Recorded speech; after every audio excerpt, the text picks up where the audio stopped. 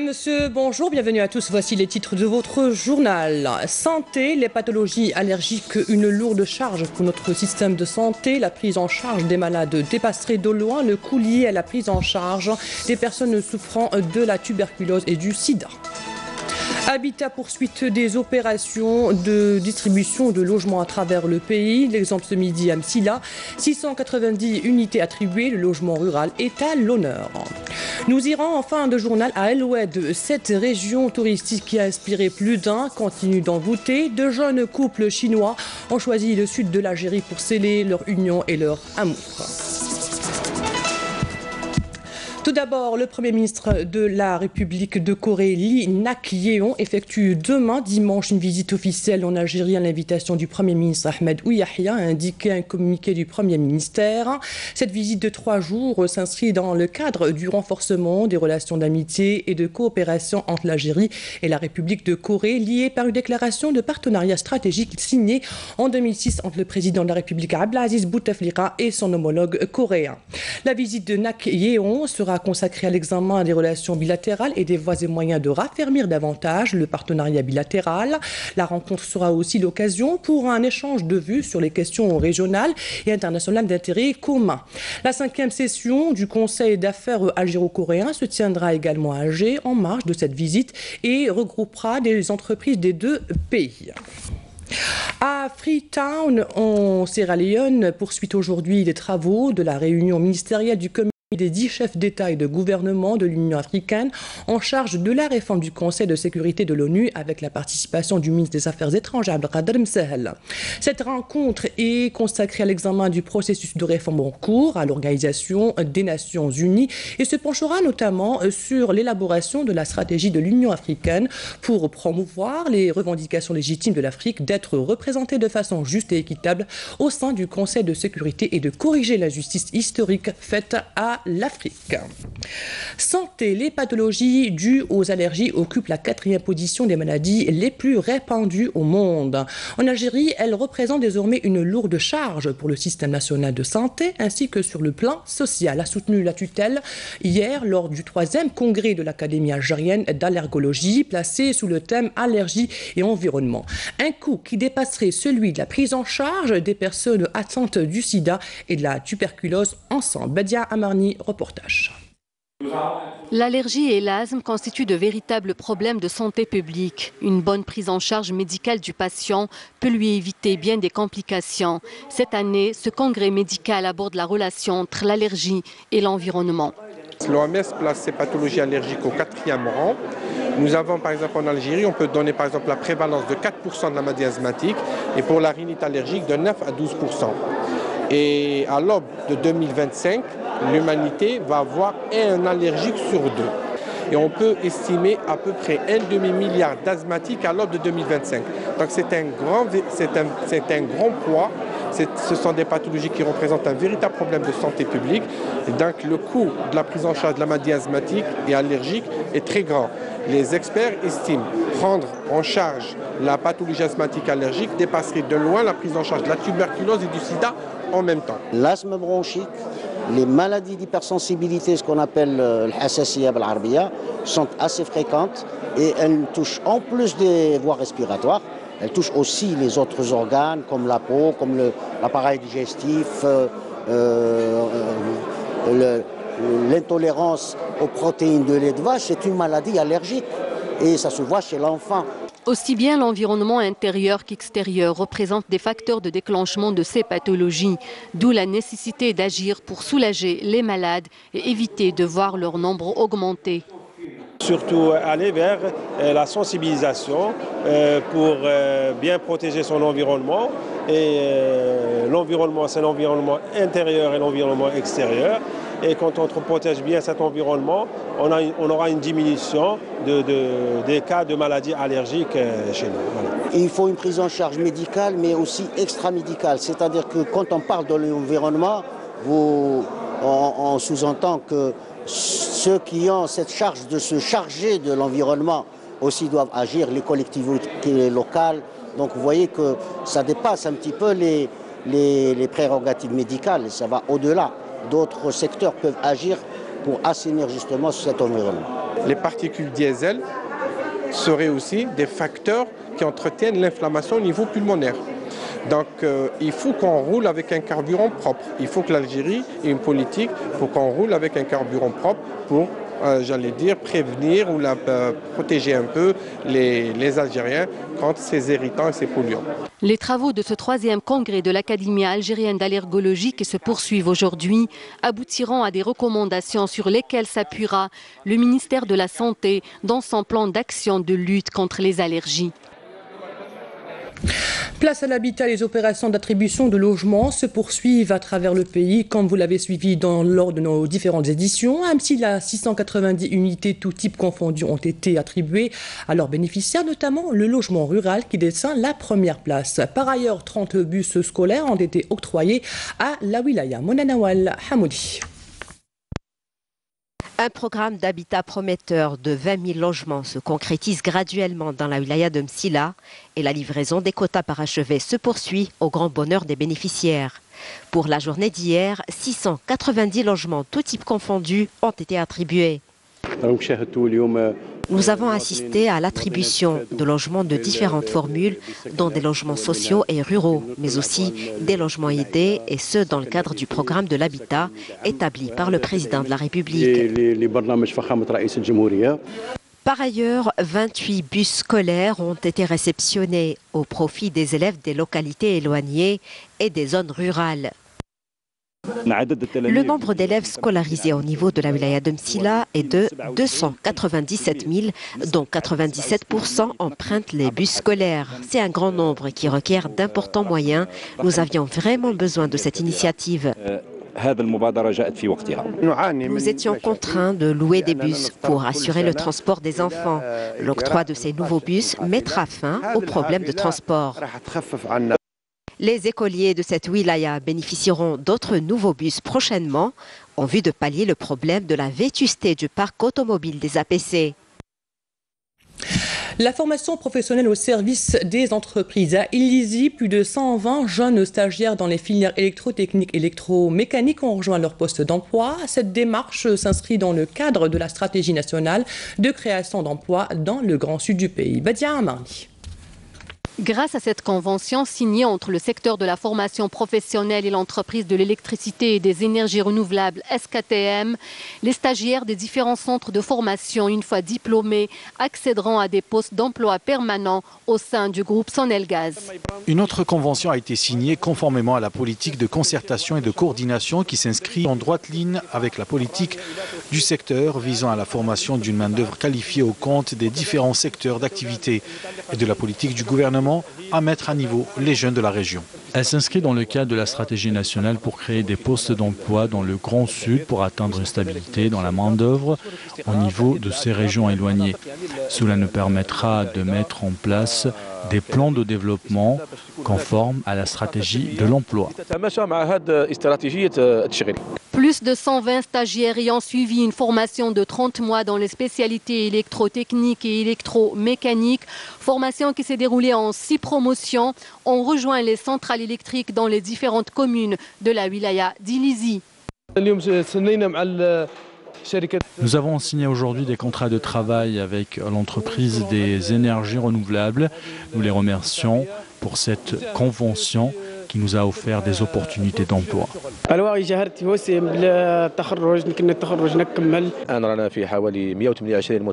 Actuellement, nous sommes à environ 128 stagiaires formés qui ont rejoint leur poste au niveau de l'entreprise et les stations électriques diesel et turbines dans le Grand Sud. Le secteur de la formation professionnelle enregistre un saut qualitatif dans la prise en charge des préoccupations du secteur économique et l'embauche de la jeunesse de la région. À Béchar, une caravane de solidarité a été lancée en direction des régions lointaines qui abritent les familles les plus démunies afin d'offrir un peu de chaleur à ceux qui en sont privés. Jazia Bayou. Pour un hiver chaud, la caravane de solidarité a été lancée à partir de la commune de Béchar en direction des nomades et des familles qui se trouvent dans les régions les plus reculées. Objectif, aider à surmonter le froid hivernal en réchauffant le corps et le cœur des plus démunis. Nous avons tout ramené avec nous. La laiterie, des produits alimentaires, les vêtements de tout âge, à partir des nouveau-nés jusqu'aux personnes âgées.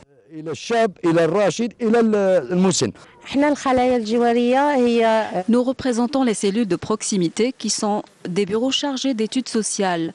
Ils enquêtent sur les zones de précarité afin d'aider toutes les couches sociales démunies grâce à une équipe qui est constituée d'un psychologue, un sociologue, une assistante sociale et un médecin généraliste.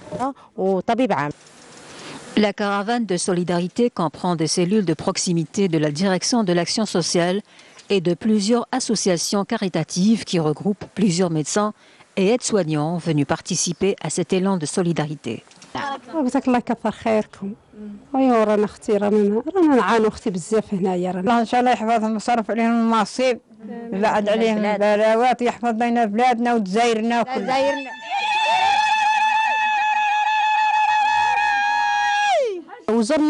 Nous avons rendu visite à des familles démunies. Et Dieu merci, nous les avons rendus heureux avec tout ce que nous leur avons offert. Tout au long de la semaine prochaine, la caravane de solidarité poursuivra son chemin pour sillonner d'autres régions lointaines de la wilaya et venir ainsi en aide aux plus démunis. Autre initiative à Alger, l'association Shabab El Moustaqbel, les jeunes de l'avenir, a organisé une campagne de sensibilisation en direction de la jeunesse. Cette campagne vise essentiellement à lutter contre les méfaits de la drogue dans la société. Nassima Imioula.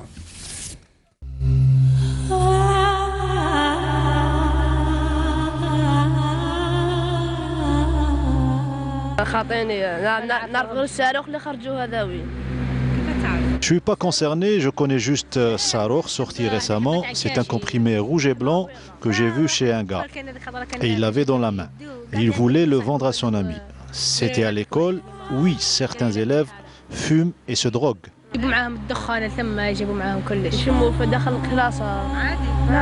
Ce sont là des témoignages de jeunes collégiens sur ce fléau qui continue à s'infiltrer partout où la jeunesse réside. L'usage des drogues gagne non seulement la jeunesse désœuvrée, mais se propage insidieusement dans les établissements scolaires. Nous avons très peur pour nos enfants. J'ai un fils au collège et j'ai vraiment peur pour lui. Je le surveille tout le temps. L'Internet et la technologie en général ont fait de notre jeunesse une génération très éveillée, mais en même temps inconsciente. La cellule familiale, première responsable de l'éducation de l'enfant, se trouve parfois désarmée face à ce fléau ravageur, d'où la nécessité de la mobilisation des autres parties prenantes de la société civile, notamment les associations qui œuvrent pour la lutte et l'éradication de l'usage de la drogue à travers des journées de sensibilisation et d'information.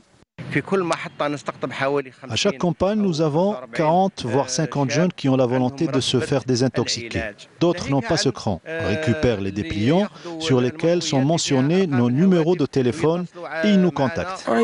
C'est une bonne chose pour que les jeunes arrêtent de prendre de la drogue. Ce phénomène s'est répandu en Algérie. Un gars de mon quartier est mort récemment pour prise de drogue.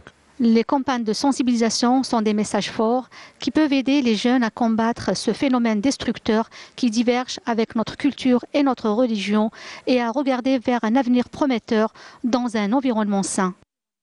Celui qui emprunte ce chemin met sa vie en péril. Et le Tout-Puissant dit « Ne vous jetez pas par vos propres mains dans la destruction ». Et il dit aussi « Ne vous tuez pas vous-même. Allah en vérité est miséricordieux envers vous. Il est donc du devoir du musulman de veiller à sa santé mentale et physique et sur son bien matériel. Toute la société civile semble aujourd'hui converger sur l'urgence de prendre des mesures pratiques pour sauver nos jeunes de ce fléau dévastateur. Transport, la compagnie nationale Air Algérie a annoncé qu'en raison du préavis de greffe des contrôleurs aériens des aéroports de Paris et de Marseille en France et qui prend fin aujourd'hui, le programme de ces vols vers ces destinations sera impacté. La compagnie Air Algérie assure ses passagers qu'elle a pris toutes les dispositions nécessaires pour en atténuer les effets de ce débrayage des contrôleurs aériens français. Dans un communiqué, le ministère de la Défense nationale a indiqué que dans le cadre de la lutte contre la contrebande et la criminalité organisée, des détachements combinés de l'armée nationale populaire ont saisi hier 132 kg de kif traités et 2600 paquets de cigarettes à Graddaïa Biskra, 4e région militaire, et à Tnes, 1e région militaire. Tandis que 8 groupes électrogènes, 10 marteaux-piqueurs et 2 casseurs de pierres ont été saisis à Tamanrasset, 6e région militaire. Par ailleurs, des éléments de la gendarmerie nationale ont arrêté 5 personnes et saisi 7 fusils de chasse, un pistolet traditionnel et 94 cartouches de différents calibres à Tiret, 2e région militaire, et Khanchla, 5e région militaire. Et dans le cadre de la lutte contre les migrations clandestines, les détachements de l'ANP ont intercepté 4 immigrants clandestins de différentes nationalités à Larouat et Raddaïa, 4e région militaire, alors qu'une tentative d'émigration clandestine de 14 personnes à bord d'une embarcation de construction artisanale a été déjouée par des gardes-côtes à Oran, 2e région militaire, et fin du communiqué du MDN. L'actualité à l'étranger, en France, les Gilets jaunes abordent leur 5e samedi de manifestation en rang divisé après les annonces du président Macron, jugées insuffisantes par certains pour améliorer le pouvoir d'achat. Paris s'est réveillé avec des fourgons de gendarmes mobiles présents autour de l'Arc de Triomphe, plongés dans l'obscurité, tandis qu'un canon à eau était aperçu sur l'avenue des Champs-Élysées. Des véhicules blindés à roues se positionnaient autour de la place de l'Étoile peu après 7 h du matin. L'ampleur des manifestations qui ont réuni 136 000 personnes lors des 2 derniers épisodes marqués par des scènes de violence urbaine et un dispositif sécuritaire exceptionnel va être scruté de près par un exécutif en proie à une crise sociale inédite. Retour en Algérie, le 8e festival national de la création féminine consacré aux jeunes talents se poursuit au Palais de la Culture Moufdi Zakaria à Alger. Les organisateurs ont sélectionné pour cette édition, organisée sous le thème « Jeunes regards sur les arts », 27 participantes venues des 4 coins de l'Algérie et dont l'âge ne dépasse pas 40 ans. Voici le reportage de Mona Nawal Hamoudi. La créativité de la femme algérienne est à l'honneur au Palais de la Culture. Ce festival a permis de mettre en avant de nouvelles spécialités graphiques en Algérie, le body painting. Jeune autodidacte, Rania s'adonne depuis 5 ans à sa passion. Son objectif, participer à des productions cinématographiques professionnelles. Donc j'ai connu d'autres artistes, j'ai rencontré pas mal de photographes qui sont tous très talentueux les uns que les autres, et ça m'a fait super plaisir d'échanger avec eux, et c'est justement avec ça qu'on peut développer l'art en Algérie, et quand on partage entre passionnés en fait, c'est vrai que c'est à ce moment-là qu'on peut faire de choses magnifiques, quoi. L'art plastique est présent en force dans cette exposition. Un art sans limite qui permet l'utilisation de plusieurs matériaux avec toujours de nouvelles techniques. Artiste plasticienne, mais aussi antiquaire et restauratrice d'œuvres d'art, Ismahan aspire à travers sa participation à promouvoir l'image de la femme algérienne artiste. Premièrement, ça nous rapproche du public, et puis l'échange avec les artistes, avec des critiques d'art, d'autres artistes nous donnent des avis, et il y a plusieurs choses qu'on apprend ici aussi. Je trouve que ça donne la chance aux jeunes artistes femmes et à donner vraiment une image à la femme algérienne qui encourage les jeunes artistes aussi. Donc que la femme algérienne peut aussi travailler dans le métier de l'art et d'autres métiers que nous n'avons pas vraiment l'habitude de les voir ailleurs. Au deuxième stand, les femmes artisanes mettent en avant leur talent en tapisserie, en poterie et en création d'habits traditionnels.